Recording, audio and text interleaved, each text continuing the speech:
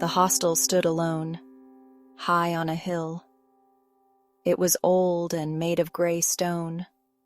Locals said it was haunted. Whispers of dark secrets. Stories of people who vanished. No one dared to go near. The wind howled through the broken windows. Rain lashed against the walls. Inside, dust swirled in the air. An unsettling silence hung heavy. A sense of dread clung to the place. It felt cold, empty, but something was there. Watching, waiting. A young woman named Sarah arrived at the hostel. She was tired from a long journey. Her backpack felt heavy on her shoulders. She pushed open the creaking door. A cold gust of wind sent shivers down her spine. The air inside was thick with dust and the smell of dampness. Cobwebs hung from every corner. She coughed, covering her mouth with her hand. No one was at the reception desk. An old bell sat on the counter. She rang it, the sound echoing through the empty hall. Silence. Minutes ticked by. Sarah waited, her unease growing. She called out, her voice trembling slightly. Only silence answered. The only sound was the wind whistling through the windows. She noticed a flickering light at the end of the hallway. Curiosity mixed with apprehension, she slowly walked towards it. The hallway was dark and narrow. Shadows danced on the walls as she passed. Each step echoed loudly in the silence. She reached the door, the light beneath it a pale yellow. Taking a deep breath, she knocked. A muffled sound came from inside, like someone was moving furniture. The door creaked open. The room was small and cramped. A single bed took up most of the space. A man sat on the edge, his back to her. He was muttering to himself. He didn't seem to notice her. "Excuse me," Sarah spoke hesitantly. The man didn't react. She tried again, louder this time. He still didn't move. She stepped into the room, her hand reaching out to touch his shoulder, but he wasn't there. The chair was empty. The room was silent except for the creaking of the old building. Sarah's breath caught in her throat. Where had he gone? Sarah spent a restless night in her room. Every creak and groan of the hostel sent shivers down her spine. She couldn't shake off the feeling of being watched, of unseen eyes following her every move. Just before midnight, she heard a knock on her door. Her heart pounded in her chest. She called out, her voice trembling, "Who is it?" Silence. She slowly got out of bed and walked towards the door. Her hand shook as she reached for the handle. Taking a deep breath, she flung the door open. No one was there. Section 6. The Truth in the Walls. Exhausted and terrified, I decided to leave the hostel. The air was thick with an unsettling silence, and every creak of the floorboards seemed to echo my fear.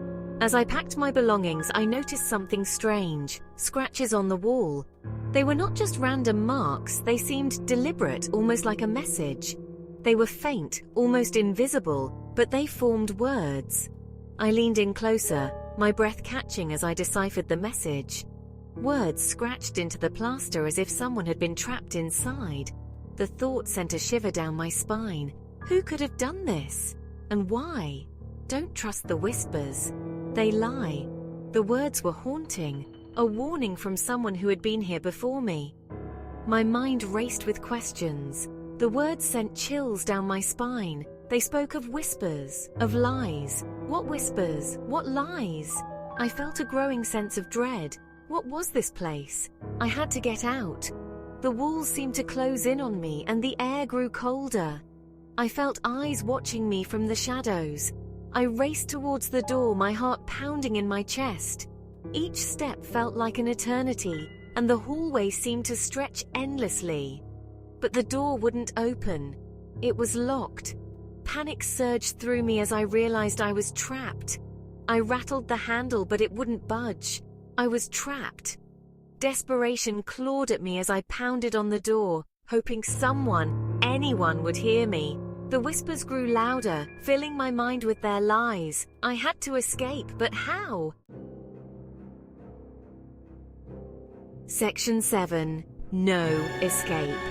The title itself sent shivers down my spine, a premonition of the terror that awaited.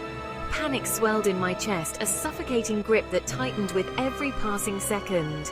My heart pounded like a drum, each beat echoing the fear that consumed me.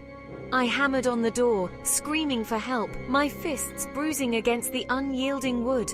Desperation clawed at my throat, my voice growing hoarse with each cry. My voice echoed through the empty hostel, bouncing off the walls and fading into the void.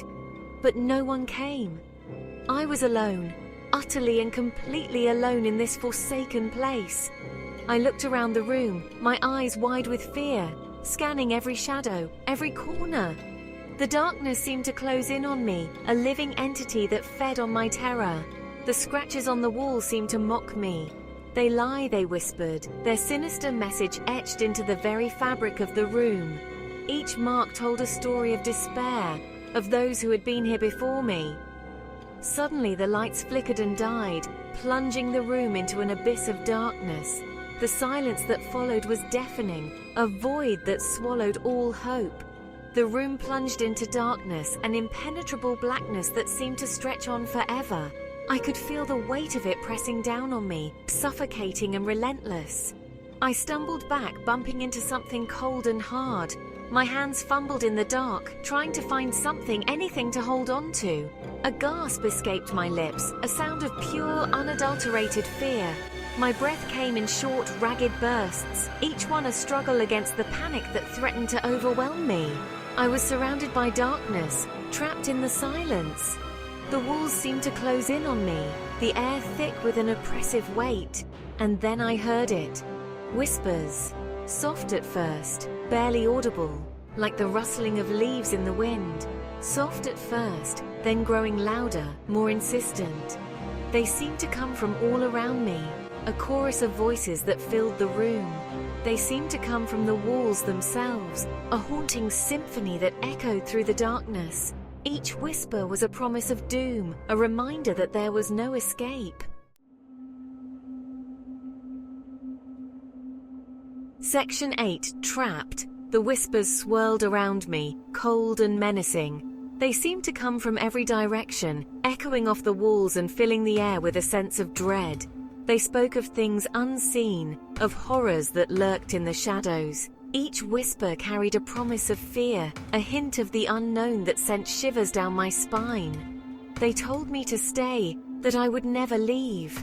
The words were like chains, binding me to this place, this nightmare. I covered my ears, trying to block out the voices. But it was no use. The whispers penetrated my mind, relentless and unyielding. But they only grew stronger, seeping into my mind, filling me with terror.